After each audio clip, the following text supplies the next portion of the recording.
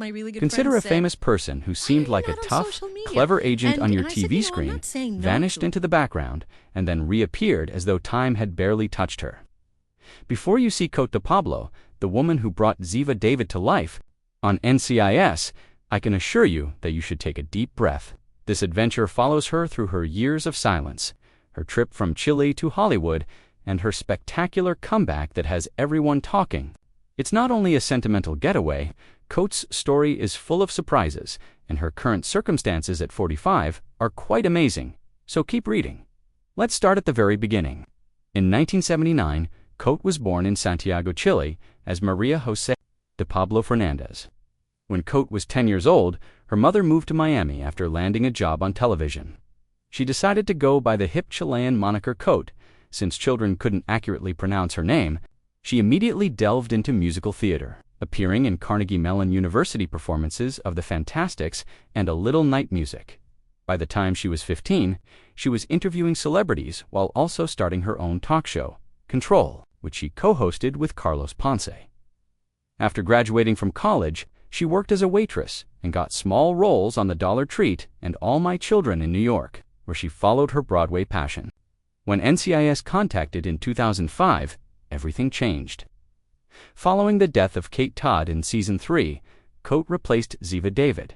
She wasn't just a newcomer, she was a game-changer. Ziva's relationship with Tony Donazo, Michael Weatherly, her amazing accent, and her ability to mix together idioms enthralled fans.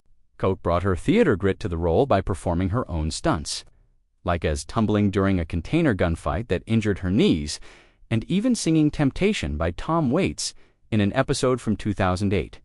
She earned an Alma Award in 2011 after accruing 189 episodes over her 8 years there. But everyone was shocked when she abruptly left in 2013. Why? She asserted that the scripts no longer honored Ziva and that she wanted a break from the routine. We thought that fans in Israel were horrified when Ziva died off screen in 2016 after NCIS Cote didn't want attention. She sung Gracias a la Vida with that voice we lost when she played a miner's wife in the 2010 Chilean mining disaster movie, The 33. She made a science fiction pilot called Prototype that was never picked up. And she starred in the 2015 miniseries, The Dovekeepers. She got a little part in the 2019 movie Seneca, which was her last movie credit before she was silenced again. She didn't draw attention to herself. She hasn't dated since she dated actor Diego Serrano from 2000 until 2015, who likes to have in-depth conversations, she told Watch magazine. Without the chaos of social media or paparazzi, it was just Cote and her siblings scattered across the United States, living in Los Angeles close to their mother in Chile. Then, all of a sudden, 2019 came, and Cote pulled off the most spectacular narrative surprise. Ziva was still alive. She made a spectacular comeback in the NCIS Season 16 finale, warning Gibbs about the danger in his basement. The fans were enthralled.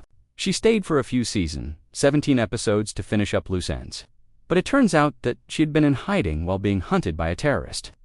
Off-screen, she re-established her relationship with Tony and their daughter Tylee, giving TiVo viewers the closure they had been begging for. Instead of staying forever, Cote said, she came back to finish Ziva's narrative appropriately. It wasn't the end, though. In 2024, Paramount Plus shockingly revealed NCIS, Tony, and Ziva, a 10-episode spin-off featuring Cote and Michael Weatherly that is now filming in Budapest for a 2025 release.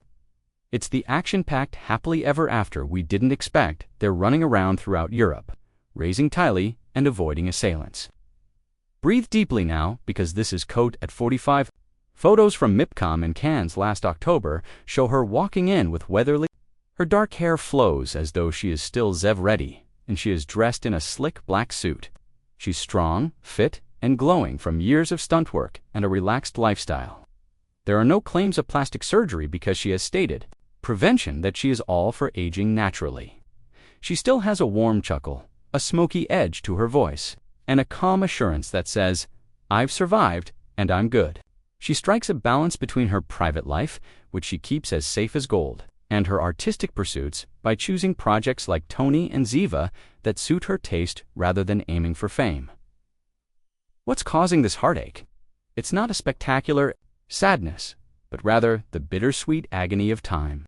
Cote has experienced many hardships, including being uprooted as a youngster, striving for success, quitting NCIS on her own terms, and losing her grandmother to cancer, a story she has spoken about discovering religion.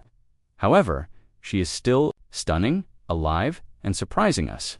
She is more than just a 45-year-old 2005 memory.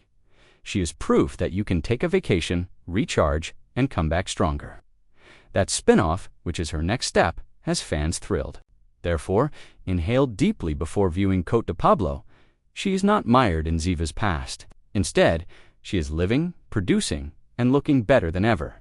From Chile to your screen, she has carved out a special route. What follows, if you were surprised by her comeback? Please leave a comment. Click subscribe and tell NCIS friend about this for more interesting articles. We're not done yet, and neither is Cote.